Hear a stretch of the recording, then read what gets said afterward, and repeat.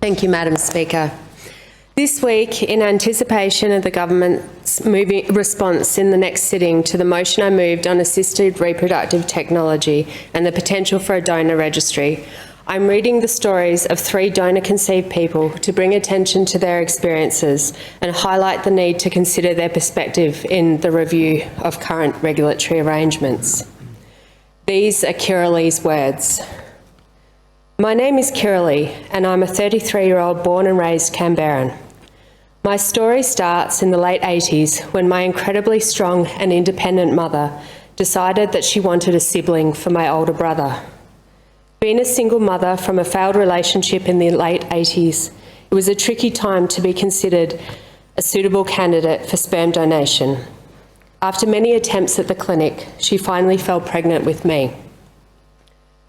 I am forever grateful to my mother because she's always been honest and open with me about how I came to be.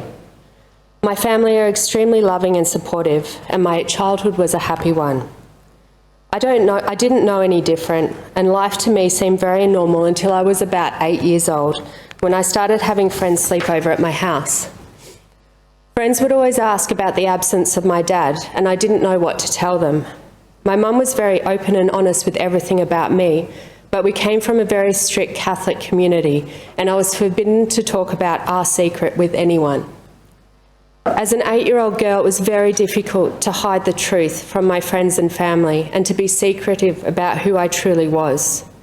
I started to feel alone and different and deeply sad that I was unable to share this part of my life openly. Being donor conceived started to feel more like a burden than a blessing.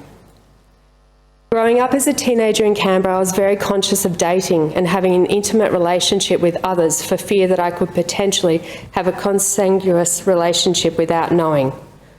I also had poor mental health during my teenage years, and I believe that this is due not to being able to discuss being donor conceived or receiving any support for being donor conceived. There were not any available programs or support services. It wasn't until I went to university that I was comfortable engaging in the dating scene because people came from other states and cities. When I was pregnant with my first child, I became very passionate about finding out more information about my donor and medical history, if not for me, for my children. I decided to write a letter to the fertility clinic and requested a meeting to find out any possible information. I paid $250 consult fee to meet this doctor. Unfortunately, he was not willing or able to tell me anything about my donor history or medical records. When I asked about the possibility of having half-siblings, he assured me that it would be extremely unlikely, and that once there had been a successful pregnancy with a sperm donor, they would not use that donor again. I remember walking out of his office feeling more confused, frustrated, and disregarded as a human being. After a decade of searching for answers, I paid $129 to do a DNA test on Ancestry.com, which is where I matched instantly with a half-brother I never knew I had. This was incredible, because not only could I speak with someone who was like me and who could completely understand and empathise with my situation, they were undoubtedly part of me and shared my DNA. A few years later, and even more incredibly, we finally found 2 more half-brothers also conceived in the ACT from a different fertility clinic. Ultimately, I was right to be extremely cautious when dating because I have 3 older half-brothers within a small community of Canberra that I was unaware of. Currently, we are still searching for the missing pieces and for more information of our medical history and donor. We still do not know who our donor is.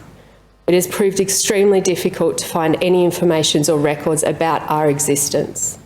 There are currently no records of my conception, no records, medical records accessible to me, or no history of my existence at the fertility clinic which I was conceived.